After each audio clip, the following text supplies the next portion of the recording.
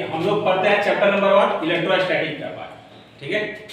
तो जो हम लोग को पढ़ना है इलेक्ट्रिक चार्ज एंड फील्ड, इसके बारे में हम लोग पूरा स्टडी करना है, ठीक है। पूरा चैप्टर जो है इलेक्ट्रोमैग्नेटिज्म है, इलेक्ट्रोमैग्नेटिज्म ना, ये जो है इलेक्ट्रोमैग्नेटिज्म चैप्टर है पूरा, इलेक्ट्रोमैग्नेटिज्म। जो 12th क्लास में जो पढ़ना है हम लोग को पूरा इलेक्ट्रोमैग्नेटिज्म सबसे मेन पार्ट है, मतलब और भी पार्ट है जैसे कि लाइट भी है, ठीक है, मॉडल भी है, लेकिन सबसे ज्यादा जो पार्ट है तो इलेक्ट्रोमैग्नेटिज्म का पार्ट है ना। तो इलेक्ट्रोमैग्नेटिज्म जो होता है ये दो टाइप का होता है। इलेक्ट्रोमैग्नेटिज्म कितने टाइप का होता है? दो टाइप का। एक होता है इलेक्ट्रोस्टैटिक्स,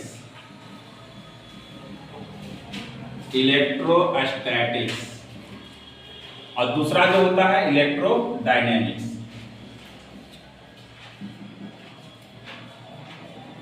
इलेक्ट्रोडायनेमिक्स, ठीक है।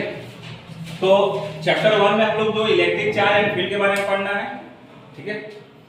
इसमें जो सबसे ज्यादा मेजर टॉपिक जो है हम लोग का इलेक्ट्रोमैग्नेटिज्म होता है। इलेक्ट्रोमैग्नेटिज्म जो होता है, देखिए इलेक्ट्रोमैग्नेटिज्म का क्या होता है? इलेक्ट्रोमैग्नेटिज्म मतलब कि जो इलेक्ट्रॉन मूव करेगा, हाँ, मैग्नेट के फॉर्म में, यानी कि दोनों है इलेक्ट्रोमैग्नेटिज्म, मतलब दोनों है इसमें। तो इलेक्ट्रोस्टैटिक्स इसका दो पार्ट होता है, ठीक है, इलेक्ट्रोस्टैटिक्स और दूसरा होता है इलेक्ट्रोडायनेमिक्स। इलेक्ट्रोस्टैटिक्स में क्या होता है?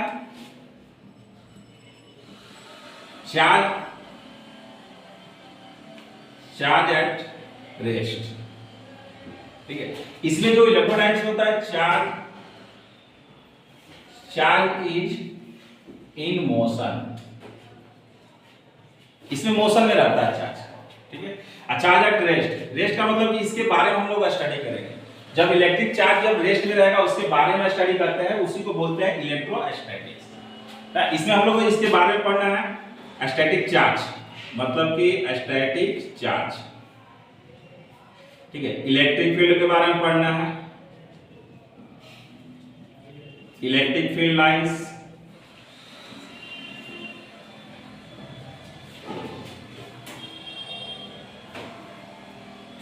इलेक्ट्रिक फील्ड लाइंस, फ्लक्स है, इलेक्ट्रिक फ्लक्स, कैपेसिटर है, पोटेंशियल है, इसमें बहुत सारा टर्म है। मतलब जो चार्ज रेस्ट में रहेगा उसके बारे में हम लोग क्या करेंगे? स्टडी करते हैं, तो उसको बोलते हैं इलेक्ट्रोस्टैटिक्स, ठीक है। इलेक्ट्रोडायनेमिक्स में क्या होता है? चार्ज मोशन रहता है, जैसे कि इलेक्ट्रिक करंट,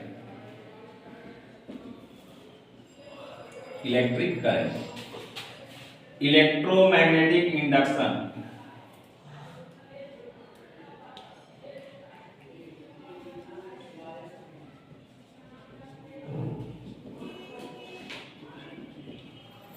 अल्टरनेटिंग करंट,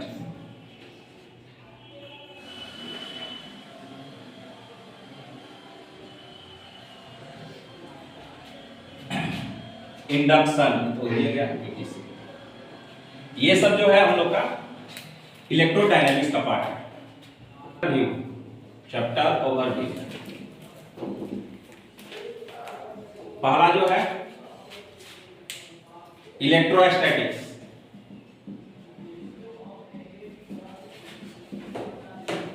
दूसरा है इलेक्ट्रिक चार्ज,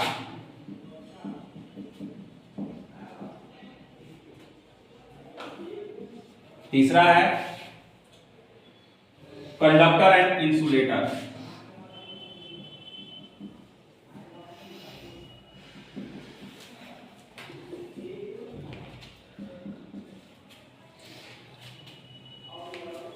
चौथा है charging by induction, charging by induction,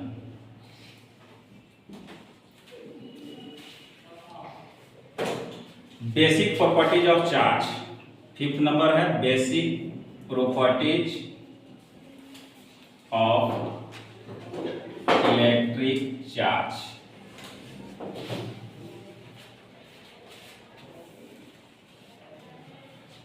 इसके बाद है 6 नंबर में है Coulomb's law,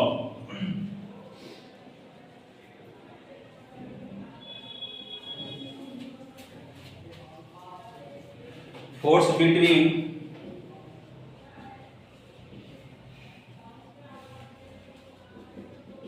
multiple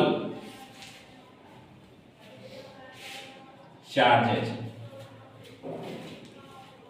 electric field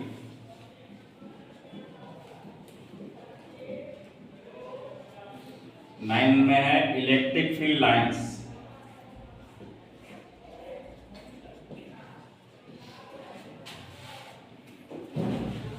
electric field lines.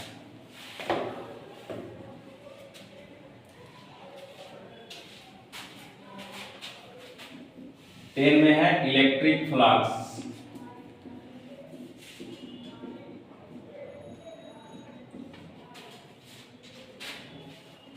Electric dipole,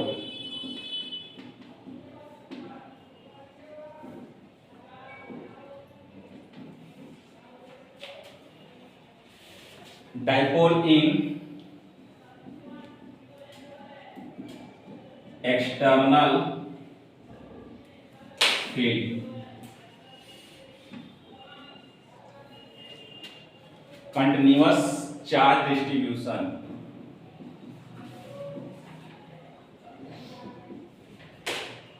charge distribution,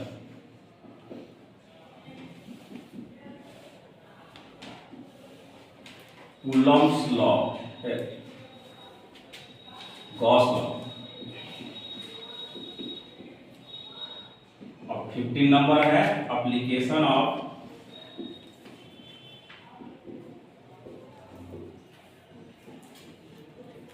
Gauss law. ये 15 टॉपिक फर्स्ट चैप्टर में हम लोग को है। अब इसका बाद पहला टॉपिक जो हम लोग पढ़ते हैं इलेक्ट्रोस्टैटिक्स।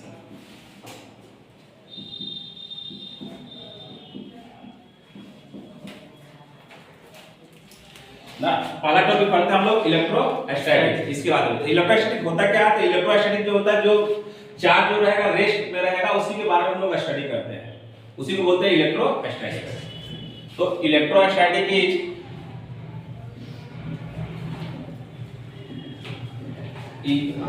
द स्टडी ऑफ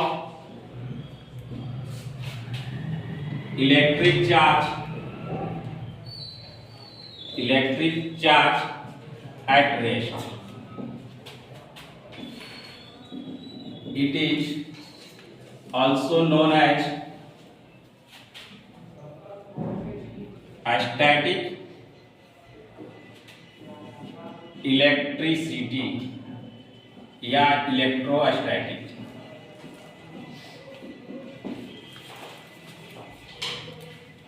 तो इलेक्ट्रोस्टैटिक जो होता है, electrostatic is the study of electric charge at rest. It is also known as static electricity. Static electricity भी बोलते हैं इसको, या इलेक्ट्रोस्टैटिक भी बोलते हैं इसको।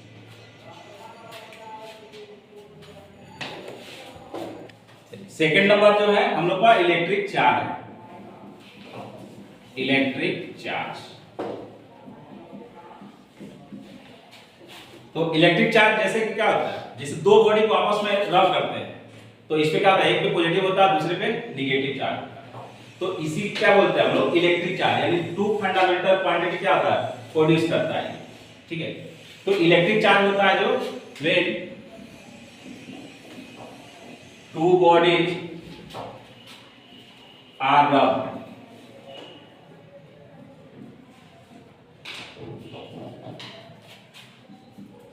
to each other, then produce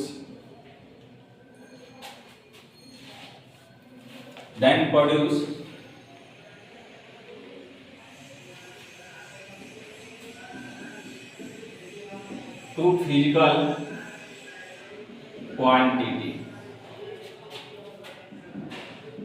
This two physical quantity are known as electric charge.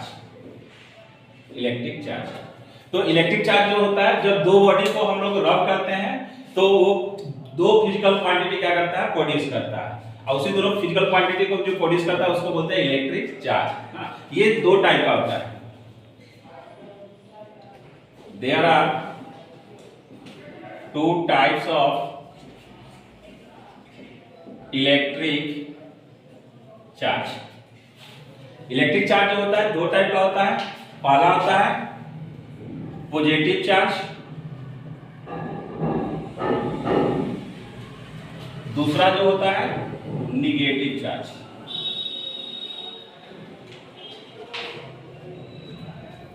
इसको हम लोग लिखते हैं प्लस, पॉजिटिव चार्ज भी बोलते हैं इसको, और इसको निगेटिव चार्ज।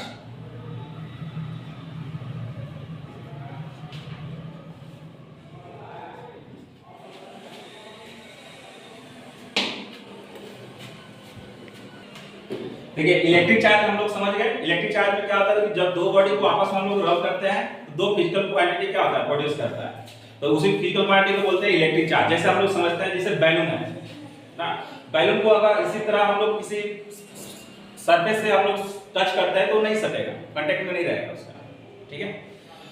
अगर उसको किसी क्लॉथ से हम लोग रगड़ते हैं, रब कर देते हैं, अब तब जाके बैलून को क्या करेंगे, कांटेक्ट में लाते हैं दीवार पे तो वो सट जाता है, ठीक है। तो इसके बाद हम लोग एक और एग्जांपल दे सकते हैं, जैसे कंघी वाला। छोटे छोटे कागज का टुकड़ा है और कंघी जो है उसको बाल में से करके उसको सटाएंगे तो भी सट जाएगा। उस पे क्या होता है, जो कंघी पे जो होता है पॉजिटिव चार्ज होता है, ठीक है।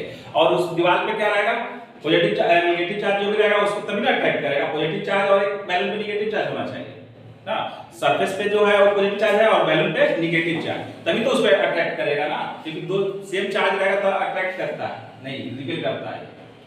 जब दो चार्ज अपोजिट नेचर का रहेगा तो वो रिपेल करेगा, ठीक है। देखते हैं हम लोग टाइप्स ऑफ इलेक्ट्रिक चार्ज ना। इसके बाद टाइप्स ऑफ इलेक्ट्रिक चार्ज तो देख चुके थे, एक पॉजिटिव चार्ज होता है, दूसरा नेगेटिव चार्ज होता है, ठीक है। तो अब हम लोग चलते हैं SI unit. SI unit of electric charge, SI unit of electric charge. SI unit of electric charge is coulomb. इसको हम लोग लिखते हैं C से, ठीक है। SI unit of electric charge क्या होता है, कूलम होता है। ये जो होता है electric charge is a scalar quantity.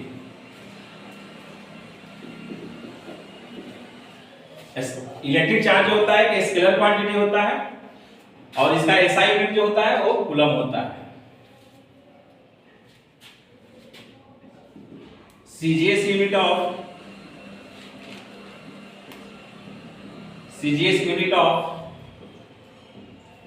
Electric charge is electrostatic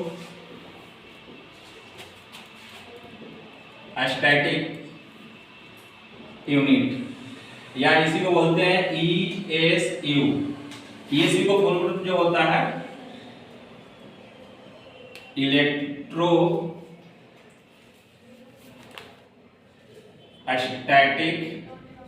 unit. 1 coulomb equal to होता है 3 × 10⁹ ESU।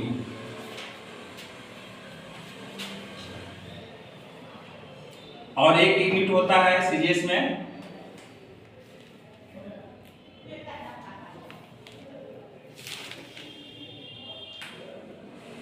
CGS unit of electric charge is EMU, electromagnetic unit, electromagnetic unit. तो हम लोग SI unit of electric charge देखें, Coulomb's होता है, और electric charge क्या होता है, एक स्केलर क्वांटिटी होता है हम लोग का। और CGS unit of electric charge क्या होता है, इलेक्ट्रोस्टैटिक यूनिट, इसी को बोलते हैं ESU बोलते हैं ना, या स्टेट कूलम भी इसका नाम है, एक स्टेट कूलम भी नाम है, जो 1 कूलम इक्वल टू होता है 3 × 10⁹ ESU, ठीक है। और CGS unit of electric charge एक और भी होता है जो इलेक्ट्रोमैग्नेटिक यूनिट को बोला जाता है, ठीक है। इसके बाद है हम लोग का इसका वैल्यू है, इसमें 1 EMU 1 coulomb equal to 1/10 EMU। 1 coulomb equal to 1/10 EMU ये होता है हम लोग का। तो हम लोग को 1 ESU इक्वल टू 1/3 into 10 के पावर 10 EMU ये होता है। अब इलेक्ट्रिक चार्ज का हम लोग डायमेंशन देखते हैं। Dimensional formula of electric charge. देखिए Q का वैल्यू क्या होता है, हम लोग पढ़ा है Q इक्वल टू IT, ये पढ़ा हुआ है हम लोग का 10th में पढ़ा हुआ है। Q equal to IT, I के लिए क्या होता है तो एम्पियर होता है और टाइम के लिए T होता है। यही इसका डायमेंशनल फॉर्मूला ये वाला। अब चलते हैं basic unit of charge. Basic unit of electric charge, ठीक है। Basic unit of electric charge ये जो हम लोग क्वेश्चन में बनाते समय नहीं दिया रहता है, कभी कभी दिया रहेगा कभी कभी नहीं दिया। जैसे प्रोटॉन का चार्ज, इलेक्ट्रॉन का चार्ज नहीं दिया रहता है, इलेक्ट्रॉन का मास, प्रोटॉन का मास नहीं दिया रहता है। कभी कभी क्वेश्चन में, ऐसे मैक्सिमम क्वेश्चन में दिया रहता है, कुछ कुछ क्वेश्चन में नहीं दिया रहता है, इसलिए इसको हम लोग पढ़ते हैं। इसमें ऐसे केमिस्ट्री में पढ़ा हुआ है एक चीज, ठीक है। तो basic unit of electric charge, पहले इलेक्ट्रॉन के बारे में देखते हैं। पहला इलेक्ट्रॉन, तो charge of electron, charge of electron जो होता है इसको E से भी नोट करते हैं, -1.6 into 10 के पावर -19 कूलम होता है इसका। और चार्ज ऑफ ये मास ऑफ इलेक्ट्रॉन यानी कि mass of E equal to जो हो जाएगा 9.1 into 10 के पावर -31 kg ये होता है। और सेकंड जो है हम लोग का इलेक्ट्रॉन के बाद प्रोटॉन है।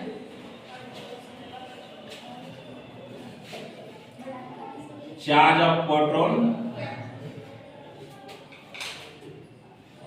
चार्ज ऑफ प्रोटॉन जो होता है 1.6 into 10 के पावर -19 कूलम।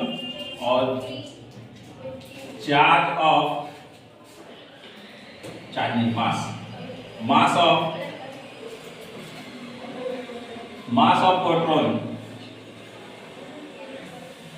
ऑफ प्रोटॉन जो होगा 1.672 into 10 के पावर -27 kg।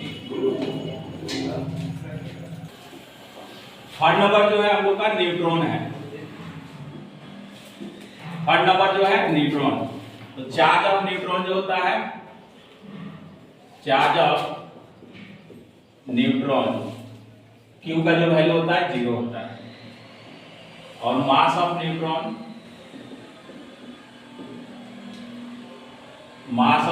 जो होता है 1.674 into 10 के पावर -27 kg।